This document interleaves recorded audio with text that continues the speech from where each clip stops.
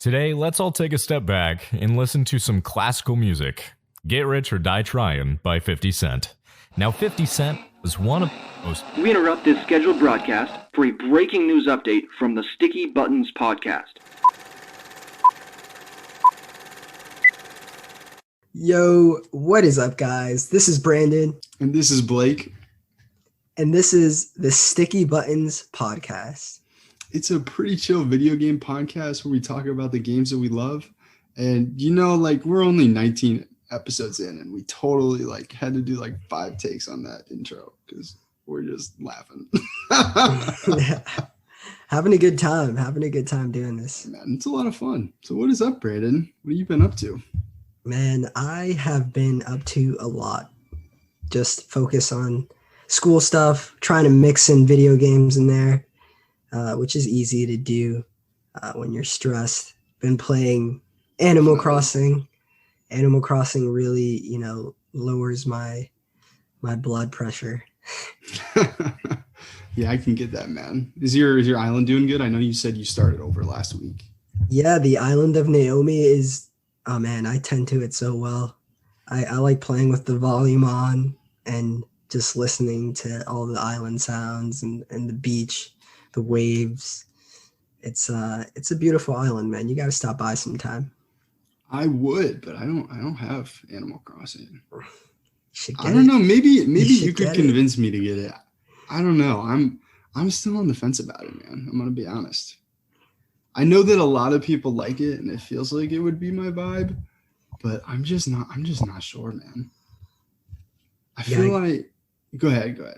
You got to give it a shot, man, because that's how I was feeling until I found out that a close friend of mine who I did not expect at all to be playing Animal Crossing, if I'm being honest.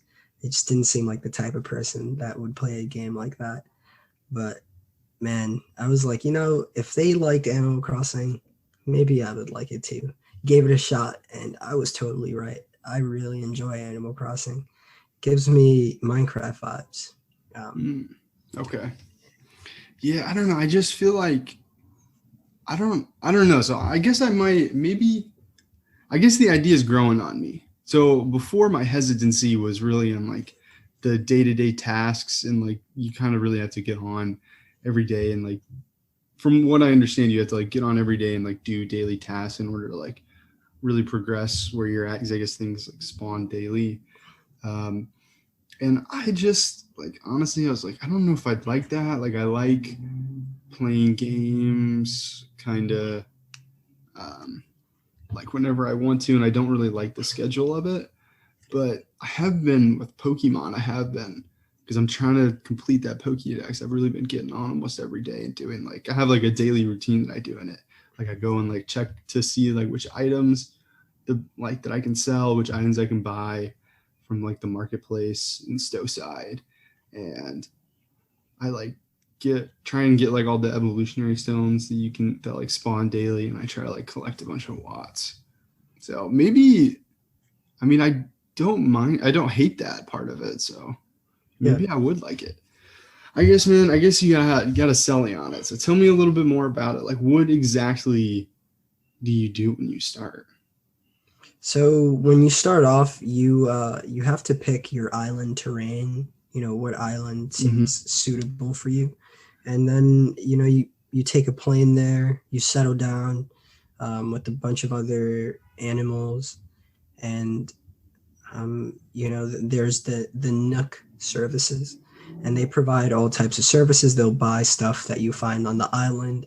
If you, find any interesting critters, butterflies, insects, birds, anything you can find, you can give it to them and kind of build an encyclopedia, if you will, of creatures that spawn on the island. You got to gather materials so that you can build things, craft things. And then, they give you the opportunity to purchase a house, basically get a mortgage on a house, and you have to pay them back slowly. And it's definitely not one of those games you have to play every day. They just incentivize you to do so. When you get on a streak of 10 days in a row, you get Nook miles for accessing the terminal. I think you get 300 miles for your 10th day, and it just keeps increasing if you accumulate days. And there's just a lot to do. You can play with people online, visit other people's islands, collect things in their islands, maybe have some fruits from their islands that wouldn't grow on yours, bring them to yours and start growing all types of fruits. Something I was really excited about, I mentioned to you before, was about the Mario. Yeah, I think they just announced that. The Mario update, and now I'm rocking a Mario uniform. I put 2 tubes on my island to connect like different parts of the island, and man, I'm just really having fun with it, decorating the island, just trying to make little things. I recently put a campfire on the beach, and I put like 2 stone stools so people can hang out on the beach. That sounds pretty chill, honestly. I love the beach. Me too, man. The beach is one of my favorite places. And just taking care of the island, making it yours. Yeah, that sounds pretty fun when you say it like that. I don't know that. I guess is it Tom Nook? Is that the guy that's your slumlord? That is him. That is the guy that works. He is the man. Yeah, I don't know. I've seen some pictures of him. I think I've seen him in some memes. He looks a little shifty. To be honest. Are you saying that because he's a raccoon? Maybe. I discriminate on our little furry friends there. He is a bit shifty, I'm not gonna lie.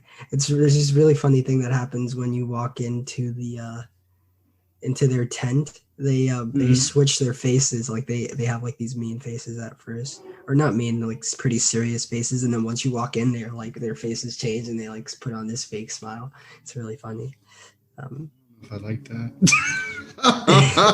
I don't think they like me, man, because they're working 24/7. That kind of feels like when you're at the mall and there's people that they just like don't want to be there, but they gotta smile. Yeah, exactly. But I have heard about the turnips and stuff too, like the turnip mania. I don't know. Yeah. That might be fun for me. I might get into that. There's just constant, like, there are things that I'm still learning about the game, and that's really something that I really enjoy, and I know you enjoy about games, is just that learning curve, and like you're never like too good at it. There's always things that you are missing, aspects that you just don't know about, and then you slowly discover as you progress. And I love that. I really love like finding new things in games and having like just so much to where you can just get lost in it for hours and hours. But I guess like on the other side of that, there are a lot of games that like they don't structure it well, and it kind of can feel overwhelming at times. Do you ever feel like overwhelmed in this, or is it structured pretty well? It's structured really well, and something I really like about this game is it's not like Dragon Quest where you have to find a save point. It's very easy to just, all right, I need to go work on this assignment right now. I'm just going to press the minus button and save and just stop where I am right now. And, they really try to promote that. I think it's, especially since it's a game geared towards, a younger audience, they really promote not playing too much. Like I can't play for more than 30 minutes to an hour a day, in sessions, because you collect everything that's spawned. Maybe you can visit another island, collect all the things over there, and then that's it. You're done with things to do. So you got to. I like that. You got to put it down. You got to put it down for a while, because you're just out of things to do. I'm about that. I really like that. That sounds cool. And so that never happens to me. Well, shoot. I kind of wonder if. Yeah, you've sold me on it a little bit. I'm still a little bit hesitant, and I'm kind of thinking that this might be a good game. I guess let me ask you, do you think this would be a good game that me and my girlfriend could like play together? Are you asking like a multiplayer kind of game? Not like a multiplayer, like the two of us like sit on a couch and do it together. I guess like a couch co-op kind of thing. Definitely, definitely. It's something you guys can share. And like, yeah, I do know that, like, let's say you have an account on your Switch and, Aaron has an account on your Switch. You guys can both get on and be on the same island.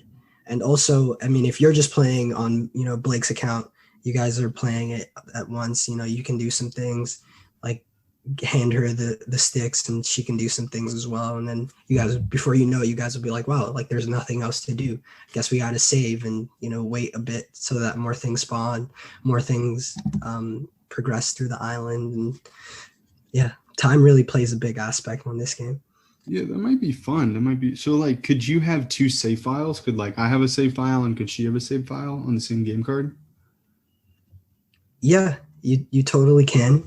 Not within the game though. It's connected to an account. So Okay, so I'd actually have to make a separate account yeah, you'd have to have Erin have her own account, and then on my Switch. she can be on that island, and she can be a villager on that island, and that's a really cool aspect. I did that with my little sister before I made the island of Naomi, but then I had to restart because she doesn't get on that island anymore. So Gotcha. That actually sounds fun. I might look into it a little bit more. I feel like you've definitely put in some work on convincing me. man, I hope it goes on sale sometime, although I doubt it. Like, this is one of Nintendo's staples. I will say, if you get it, I'll definitely visit your island and bring some fruits. You can terraform it, can't you? Like I heard that there was like a bunch of announcements. Where it's like you can do like whatever you want. Like you can make it look however you want. No, yeah, you really can. Like, there are people who made like Mario worlds, and that's cool. You can literally do anything you want. It will take a lot of time and resources, but you can do whatever you want. That might be cool. That might be fun. Yeah, I'll have to look into that. That actually kind of sounds. It does sound fun, actually. I'll think about it. I'm kind of have a game that fills that void right now. Like I'm still kind of playing my way through No Man's Sky, and I guess that's kind of like my lo-fi chill kind of game. Yeah. But yeah, I guess if I get bored with that, I'll definitely look into that one next, because I feel like it is hard to find those kind of games that have that kind of vibe. It really is. It's hard. Ever since Minecraft, I've kind of been searching for the next Minecraft, because now I don't know. Minecraft is just so hard for me to do unless I'm playing with like a friend or I'm on like the survival server. Survival is all I really like to do on Minecraft. And it's just hard for me to do these days. And I like these substitutes. And let me not say that, because that's kind of disrespectful to the Animal Crossing franchise and also to the Minecraft franchise. It's like comparing apples to oranges. They're both great in their own aspects, and they're actually fairly different games. So it's just very similar. It gives me nostalgia. Yeah, definitely. I mean, like they can still be like totally different, but still like evoke the same kind of like vibe and feeling. So yeah, I totally get that.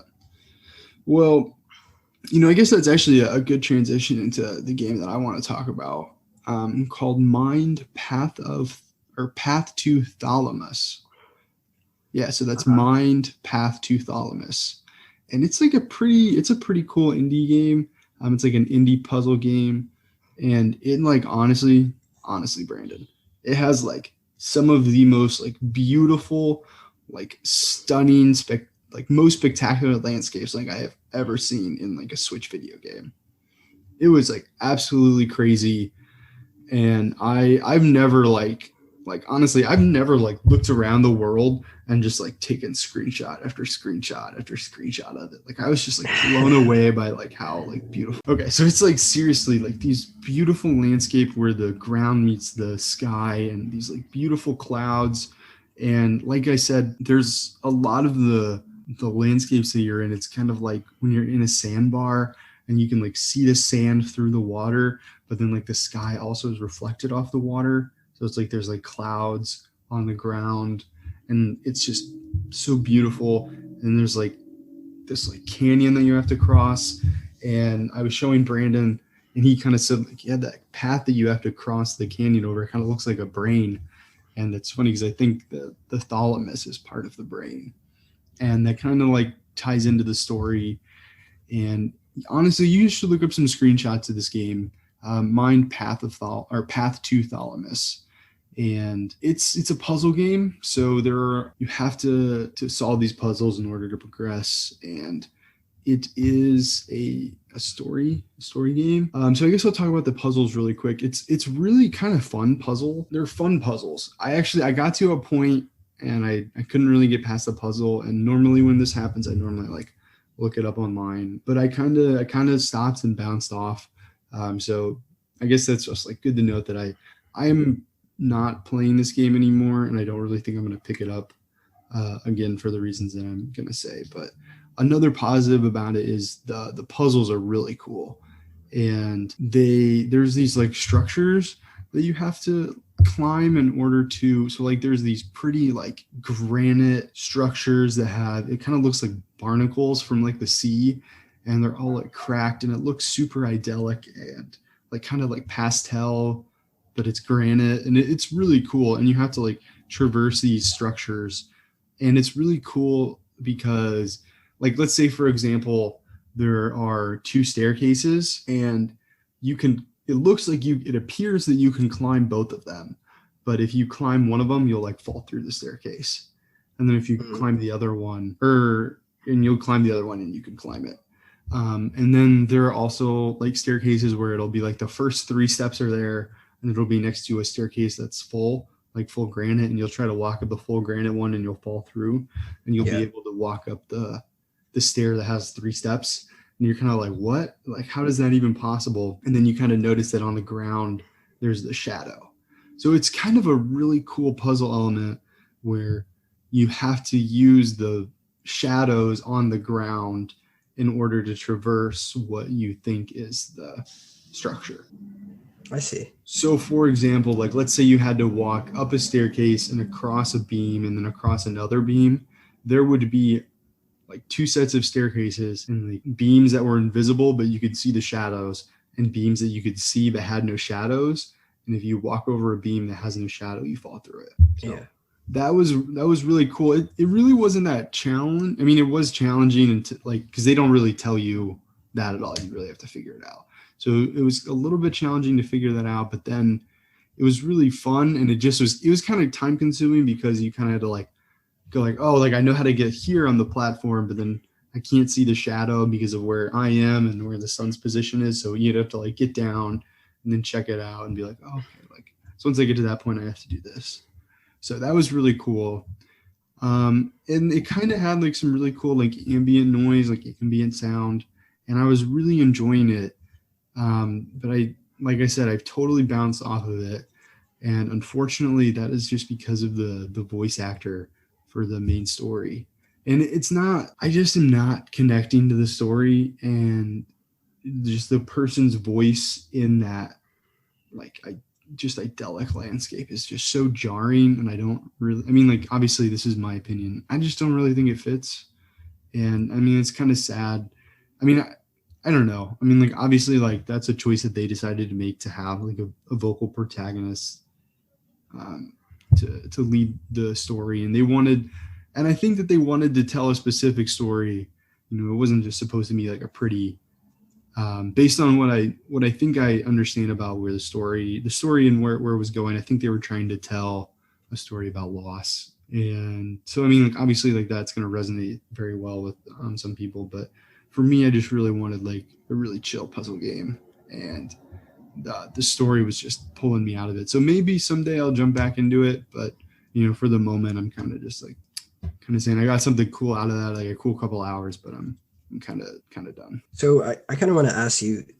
So the thalamus is, it's like a large mass of gray matter in our brain that's responsible for basically exchanging information, and it has several functions, such as relaying sensory signals, including motor signals, like the regulation of consciousness, sleep, and alertness. Would you say that is kind of represented in the game at all?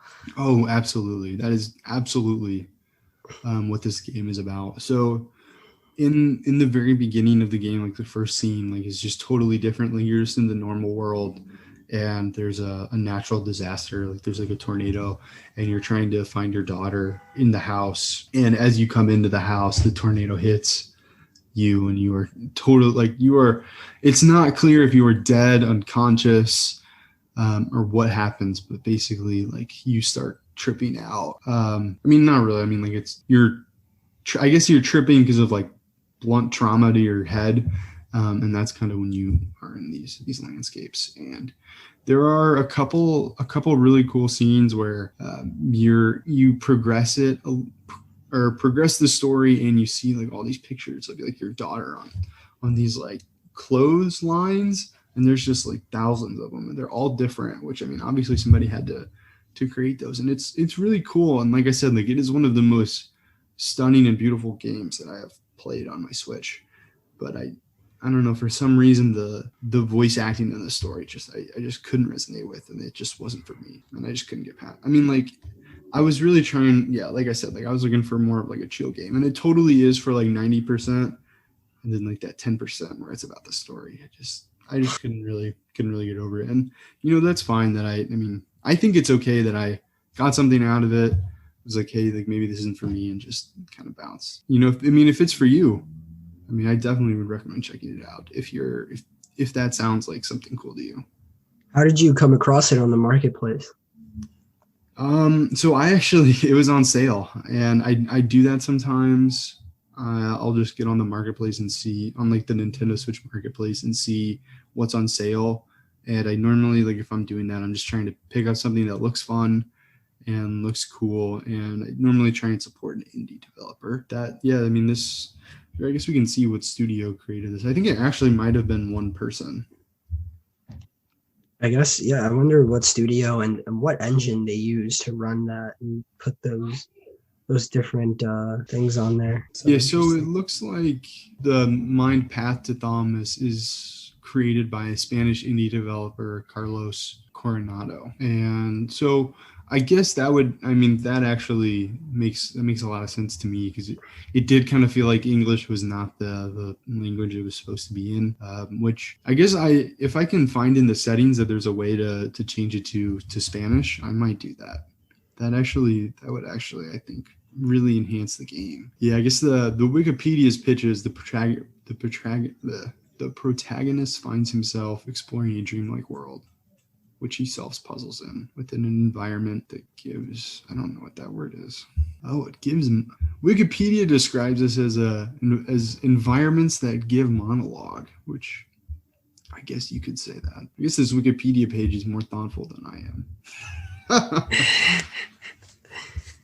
It was probably made by the person who made the game. I don't know. I bet that a fan made that for him. But yeah, it's kind of funny. Actually, I was looking at a little bit of the trailer, and I have definitely done some of these puzzles, but some of them I really haven't. So actually, they see a little walkthrough. I might check that out, because maybe if I got past the part where I was at, maybe I'd get more out of it. But all right, man. Well, do you want to tell me a little bit about your Final Fantasy walkthrough, or not walkthrough? Do you want to tell me a little bit about your Final Fantasy playthrough right now? Yeah, Final Fantasy is a really good story, and I'm having a great time just putting my headphones in and getting to get a feel for the story, get to know Cloud, and who his enemies are, what his objective is, like what motivates him. He's just like this really cool kind of I don't care about anything teenager, who's like one of the highest ranking warriors, and compared to other people in this world. And I'm still very early in the game. I really haven't had time for Final Fantasy. It's one of those games where I can't sit down. I can't really chunk it. I have to like sit down and like really spend hours with it, because it's just that good. It really takes you in, and I got to find the time for it. I really do. Yeah, I mean, that really seems like a really big game. I mean, obviously, I think the first game was split into 3 discs, and they were each like, I mean, you can fit a lot on a disc. So Yeah. Okay. so, And yeah, this one it is just speaks to it. This one is 2 parts, right? It's this on the PS4 and then the PlayStation 5, adding another part to it. I don't know how many parts there are in total. From what I mean, I kind of personally feel like they'll probably do 3 parts again. Obviously I don't know for sure. I'm not really. I have no real experience with the franchise, but I guess from what I hear, I mean, I don't know. I could be totally wrong. I mean, that's just speculation, but it kind of feels like they would just do three parts. But I guess like I said, I haven't played the original, so I don't know if the first one kind of follows the same story beats. But from what I understand, this is like a total remake. So they're doing a lot of different things with it. It looks so clean, and like the graphics are amazing, and the fighting mechanics are awesome. Like I really enjoy fighting on this. Does it feel fun and smooth? It does. It really does. And I love it when a game does that. it's a really, really well done game, and you can tell why there is all that hype behind it. It speaks for itself. It's just a piece of art, and I would recommend anybody play Final Fantasy VII. I feel like that's one of those games that, like, if you're a gamer, I mean, if you really want to call yourself a gamer, it's one of the titles you got to be familiar with. Well, I guess I'll check it out when I get a PS5, Brandon. Jeez.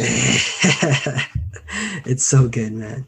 And you'll see what I mean about like not being able to just play 20 minutes and like save. I love takes you into the world. Yeah, when you actually like have to like, I know I'm gonna play like 3 to 4 hours of this game. Like I gotta like have some time for it. That team or that studio that makes that game, they're probably like really, really well off right now just off of that story. Yeah. I wonder how they're going to do, and I guess, this might already be out there, this information, but I wonder how they're going to, like, are they going to charge $60 for each new part of it? Or is it, like, do you know if you're going to be able to get the second part for free now that you bought the first one? Yeah, and I actually didn't even buy the first one. I got it for free because of PlayStation Plus. So I think if I continue to pay for PlayStation Plus, I'll probably get the second part for free as well. Gotcha. Well, speaking of things that take a lot of time, I have recently been pouring over the past couple months a lot of time into something, and I'm finally ready to talk to you guys about it. And like, I'm super excited just to like let you guys know about this. It's not a game per se, but Brandon, I discovered this part of the internet. It's seriously like a whole part of the internet. I don't like where this is going.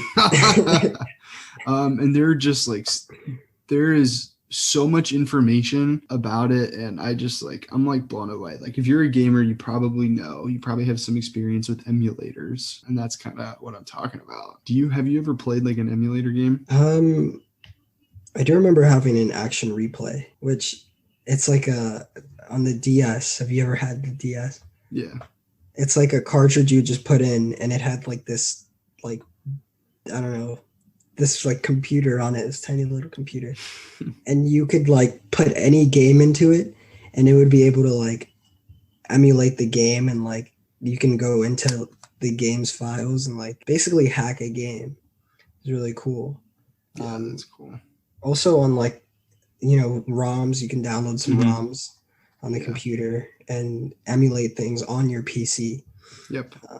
Which I've done that for a few like cracked versions of Pokemon, just trying them. And I remember I had I had an online class in high school, and we had laptops, and I remember it was kind of like if you had like nothing to do and you like just needed to take a class, you took an online class. And I'm pretty sure I took like art history, which I actually enjoyed. I had to write a paper about Jackson Pollock. But me and my boy Sammy, shouts out to Sammy. I think he recently got engaged as well. So shouts out to you, man. Congratulations. Yes, congratulations, Sammy. I'm just thinking about how, yeah, so we were in this class and we had this teacher, Miss Hines. So I'm sorry, Miss Hines, if you're finding out this way. But we downloaded Pokemon. I think I had like Fire Red, or no. I had Leaf Green. I think he had Leaf Green as well, or maybe he had Sapphire. But we downloaded those like games on like emulators, and we were able to get some like cheats and hacks to where it just like automatically gave you all 3 starters, and you were able to do everything at like 3 or like 5 times speed. Or there's also like one where you'd get like 2 or 3 like XP. So we were just like so overpowered, and like we just like wrecked, and it was so fun. It was like also kind of fun just like playing it, and then Miss Hines would like come over and we just like hide it and just like pretend to be working on our school. So that was really fun. But that's pretty much my only experience with emulators, and I kind of really like totally forgot that this was like even a thing. And then I kind of just like stumbled across this, and there are like so many emulators out there.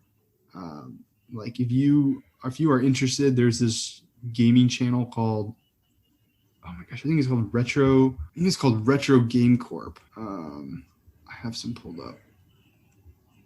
Yeah, okay. Yeah, so it's called Retro Game Corp. I guess I'll put his like a link to his YouTube down in the comments. But man, it is like insane. Like they have these products, like there are just so many. And I ended up getting an emulator. The one that I ended up getting was the RG351P, and basically it's like here, you should look it up. Look up the RG351P. I got the purple one, so it kind of looks like a Game Boy Advance. And basically it's just like this like Game Boy. I mean, I got it mostly to play old Game Boy games, but basically it's got like a new Game Boy screen. It's a new screen. It's basically a new screen, and it has like 2 sets of bumpers and a D-pad, ABXY, and it has 2 sets of Joy-Cons as well. So you can play like PSP games on it. I have some Nintendo 64 games that I was able to download on it. Got Game Boy games, Game Boy Color games, Game Boy Advance games, and I've just been having a blast with it. And the reason that I got the RG351P is because it came with like 10,000 or like 1,000 games on it or something, and it had like so many on the SD card that it comes with. So you literally don't have to do anything. Like you can just play all those games like out of the box.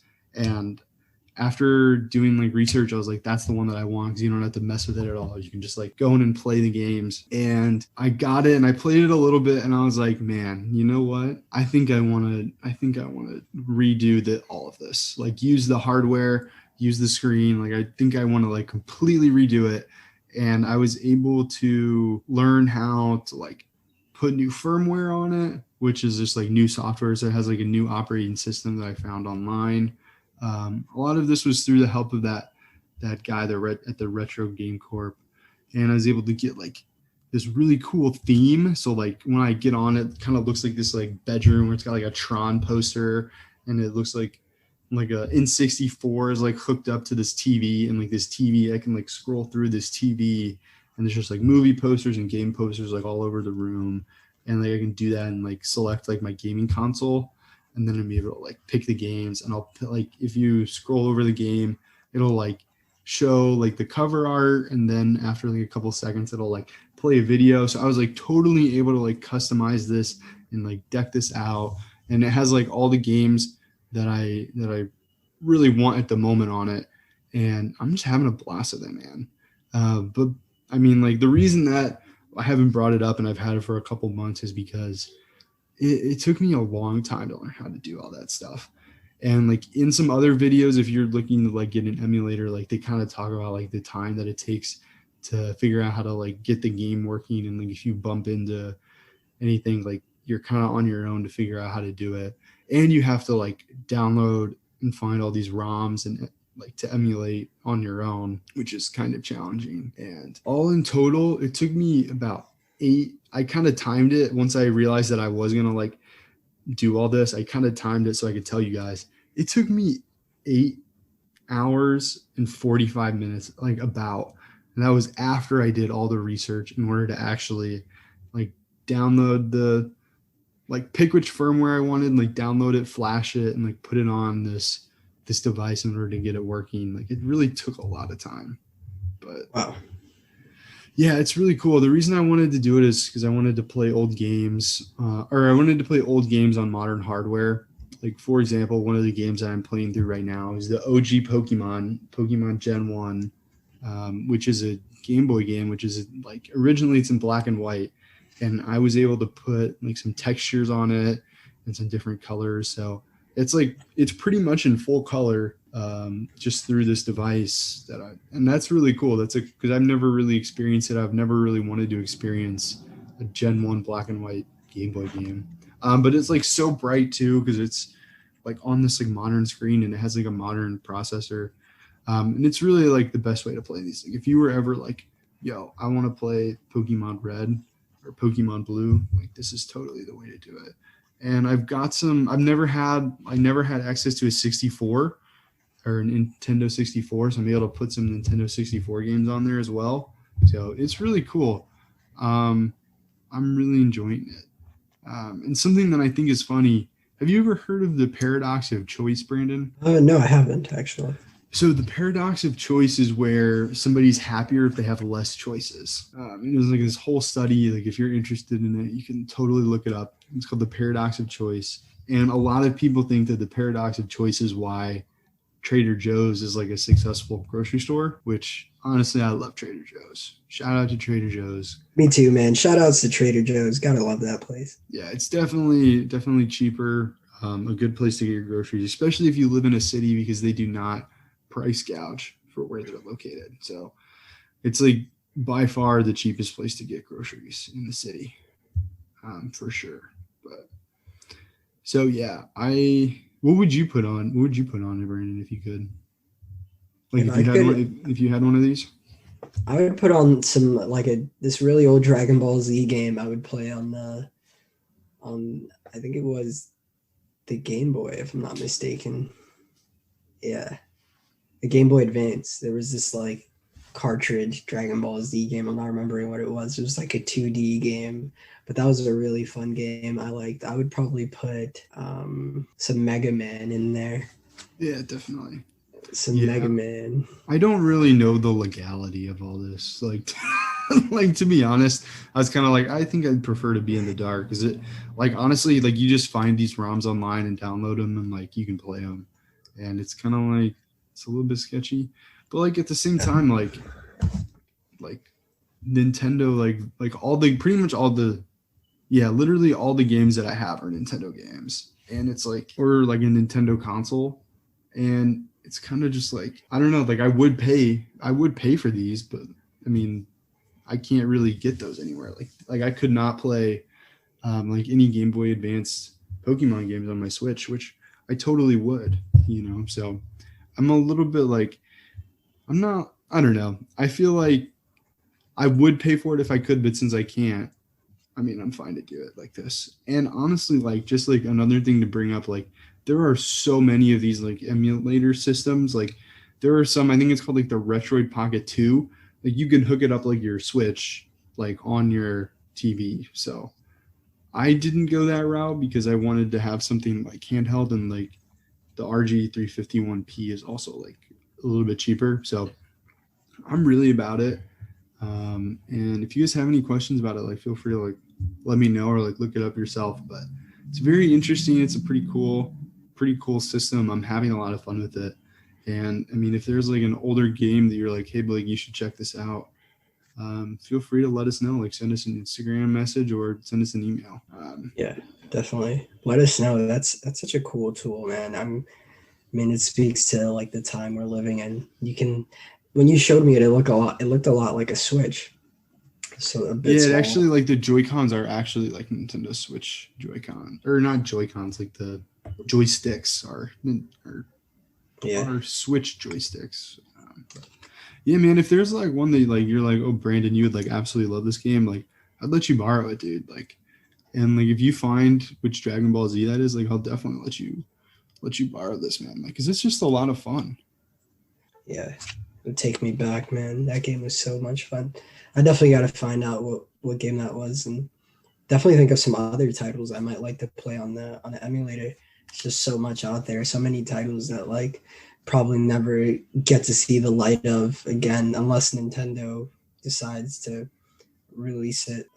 Yeah, and it's like honestly like it's what it kind of feels like. It kind of feels like how you can actually have both NES and SNES games on this. Like it'll totally run them, and it kind of just feels like the Nintendo Online SNES and NES ports, but like you have total control and like you can pick, and so that feels really cool, and I'm really about that. Do you want to move onto your Dragon Quest, man? Yeah, I'd love to talk about some Dragon Quest, man. Back on Dragon Quest 11. It's been a while since I've played the game. Just because that's another one of those games where you really get sucked into it. But Pokemon has really just not it for me recently. I defeated all the gym leaders, and like I need to go to the league, but I don't know. I kind of want to fill out the decks a bit more before I do, and that's just been kind of an arduous task. So I've been spending some time on Dragon Quest 11, Echoes of an Elusive Age, Definitive Edition S, which if you haven't heard, our latest episode 16, I believe it is, we just dropped a Dragon Quest episode where I talk about, I give a really in-depth review of Dragon Quest. And I'm still on it, still moving forward on the story. Recently, you have 4 party members now. You start off with just yourself, the protagonist, who's the luminary, and Eric. And now I have these 2 twin sisters, and they're both wizards, and they knew who I was. They recognized that I was the luminary, and they decided that they wanted to join my group and help me fulfill my prophecy. That's and one of them is a healer, which is, man, much needed. I really needed a healer, as I would spend a lot of time just healing myself and Eric. And whenever I ran out of magic, I would have to drink like a single vial to restore my MP. But now I don't have to worry about that with her. And then I have a magician who just, man, she has some pretty sick spells. And it seems like I'm going to have them in my party for a while because I can increase their skill points. I can, improve them. I'm really curious to see like where they take all of these, traveler, all the people that are in my team. Will I have more people to put on my team? I want to see where the stories goes with that. And as far as the story goes, I've been really getting into the story. One of the things that happened to me recently was I was just exploring. It was just old Eric and I going around fighting off some monsters in the wild. And all of a sudden there was this group of knights, like fully armored knights on top of a mountain, and they spot us. And man, it was on sight. They jump off the mountain on their horses and they start chasing us. And then Eric and I get on like the nearest horses and we start running away from them. And then we go into this temple where we teleport away to like a whole different island, a whole different area in the world. And we end up in this little village called Hoto, Hotto. And they had this really nice spring bath, this water spring where you could like go and chill out in, and it was much needed. Let me tell you, Blake, we've been going through so much, man. We're take a little bath, a little spot. Yeah, we're outlaws. We really are. We're some outlaws. We've been the king. He called me the dark spot, and I guess he doesn't want me to fulfill my prophecy. I wonder why, but yeah, they're on the hunt for us. We really needed that day. Yeah, dang. Evil King, man. I'm not about it. It does not sound. Yeah. I mean, honestly, that sounds like a lot of fun. Like, it really kind of seems like a really cool hero's quest, which that sounds fun, man. I'm personally like Breath of the Wild is still kind of hitting my like hero's quest kind of kick. But how many hours are you into this? Now I think I'm about 8 hours in. Oh wow! So I could probably do everything that you've done still in the demo. Definitely. Yeah, but I feel like at that point, I'm probably gonna have to buy it. It gets to a point, yeah. It gets to a point like right now, if I was in your position, I would probably buy it because just knowing where I got into the story, I was like, I need to know what happens next. And that's why I was just playing it before we started recording, is because the story just gets so good. And that's something that's why it's rated 10 out of 10 on IGN. GameStop gives it I think GameStop gives it like an 8.7. Oh, wow. That's pretty good. GameStop is really conservative with their ratings. Something I've noticed. They don't like to give high ratings at all.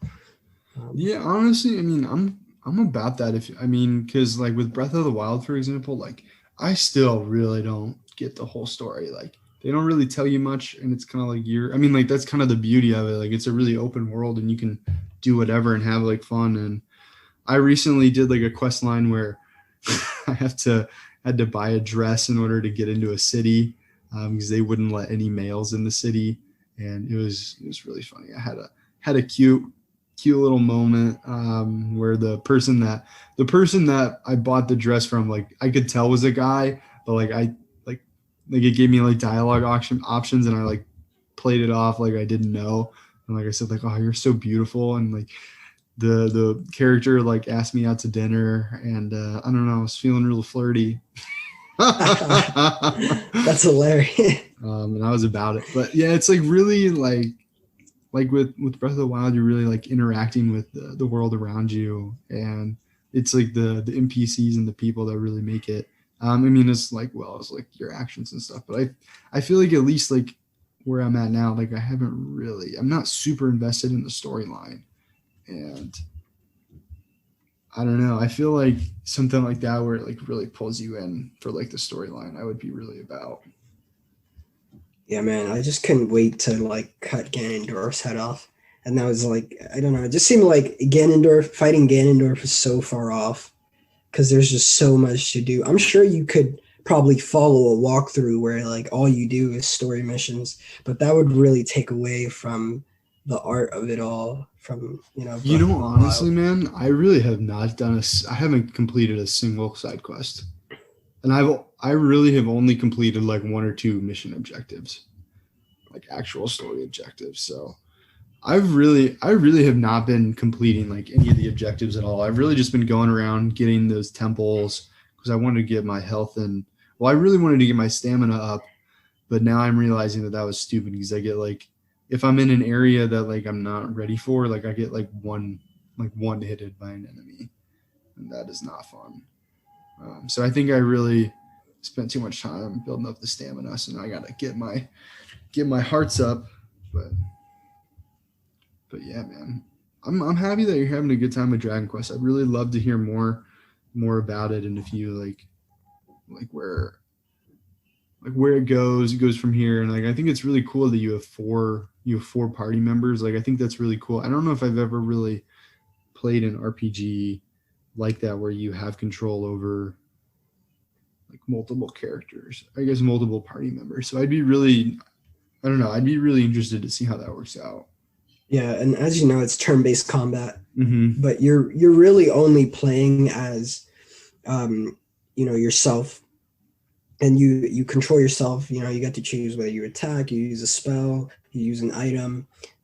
Everyone else kind of is NPC controlled, but you can set up tactics where it's like, all right, Eric will stay back and he can like kind of scourge for items off the enemies, try and take stuff from them, while the healer will be their focus is not to hit at all. They just have to make sure everyone in the party is okay.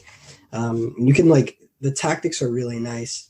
I really enjoy that aspect of the turn-based combat, and that was originally something that I don't know if you remember I said would kind of be a bit of a turn-off about it, but it's been really, really smooth. I'm getting used to it. I could get used to it, I was just in a crypt, exploring around. I'm about that. And did you find anything? I did. I found a lot of treasure. Did it add to the story? It did. I had to find this girl's I'm a sucker for those. I had to find this girl's twin sister who she was just sleeping in the crypt, which was really, really funny. She was asleep. And this girl, they're twins, but one of them looks like a little kid because her magic was absorbed from her. And it's a mystery. We have to try and find her a way to get her back to her normal body. And yeah, that's something that I really want to figure out is like, how can we get her back to normal? She's like in this little body and she hates being treated like a kid. And it's that's kind of silly. It's kind of hard to not treat her like a kid. I mean, she looks like one. So she's constantly stirring up trouble everywhere we go. Yeah, I think that the last time we talked about this, I think I actually, listening to the episode, I think I cut you off. I think you were talking about how you just got the ability to like craft items maybe with like a special dagger or something. Yeah, the Fun Forge. That's what it's called. Forge. Okay. So I just had a side quest where I had to go mine some iron ore and some gold ore, and I had to make some rings for this person. And you gotta like temper things. It's like a puzzle. It's like a little puzzle, and you gotta figure out how to get it just right, and then forge something. And you can even forge your own things. I fixed Eric's dagger. I made it a little stronger. My sword, I crafted myself a iron sword. It's really nice, and pretty soon I'm gonna try and make a wand for one of my new party members. I'm gonna try and make them a better magic item. Oh, that's cool. So, that sounds awesome. Do you have to like use like the items that you find in the game? Yeah. Do that? Okay. Yeah, and I've been taking your approach.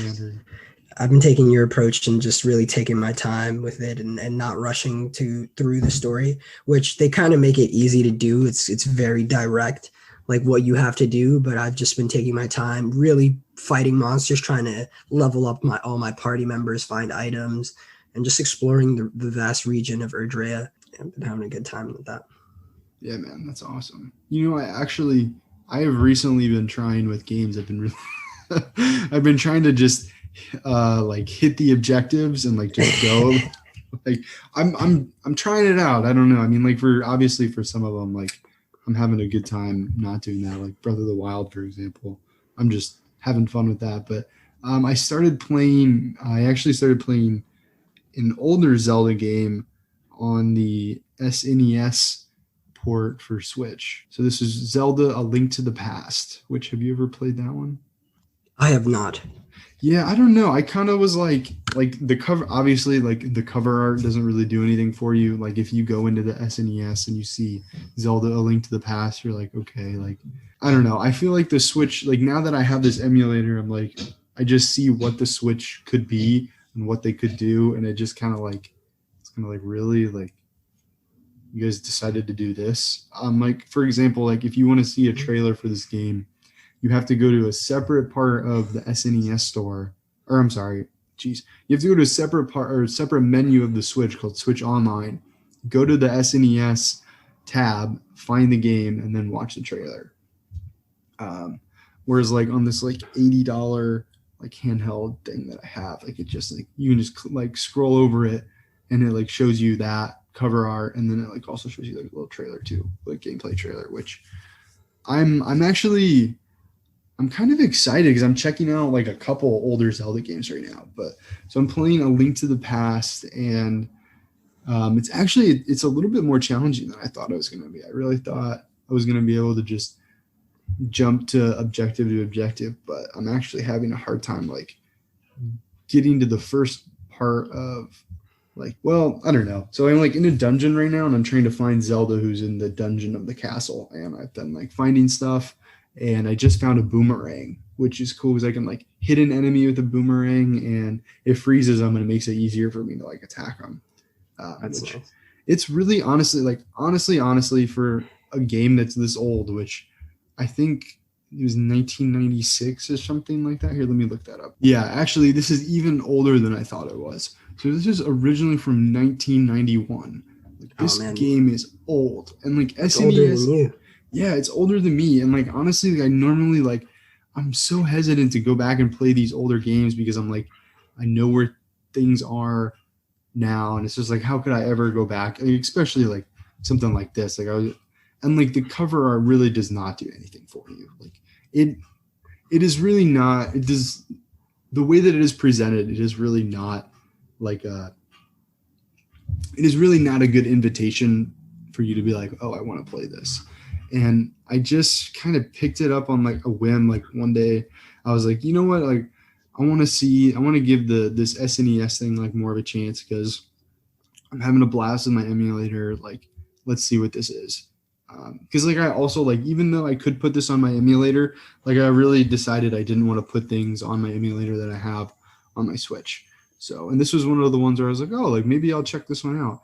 And I'm having a blast with it. It is like, seriously, like however they did this port, like I do not feel like I'm playing an older video game at all.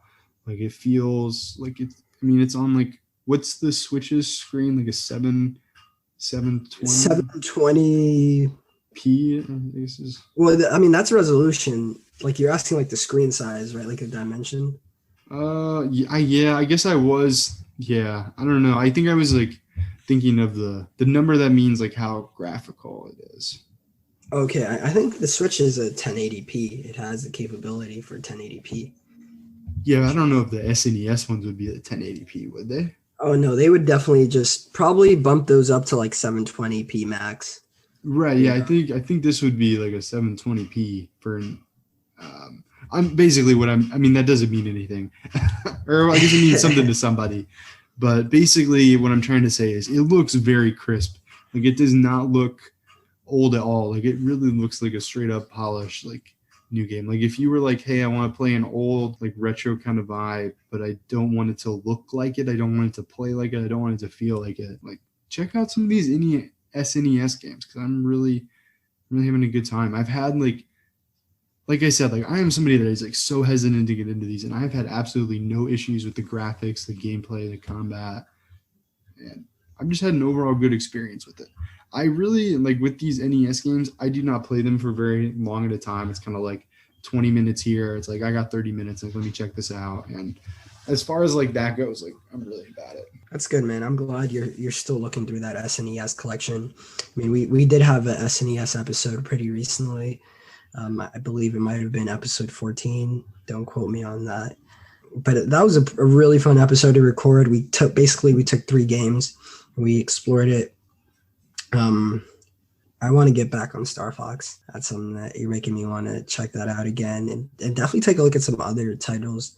It's really digestible too. Like you can seriously because I mean, like you've already paid for them, you know, in like a way. Like it's really easy to justify the time. Like I'm only going to give this 20 minutes and then just bounce. Yeah. I want to check out Donkey Kong. I saw some Donkey Kong titles. They've got a ton of Donkey Kong titles. I want to check those out. Yeah. Well, were you saying anything before I cut you off there? Oh no, I was going to say that. I want to check out Donkey Kong. Nice, man. Well, do you want to end up this episode? Yeah, I feel pretty good about this one.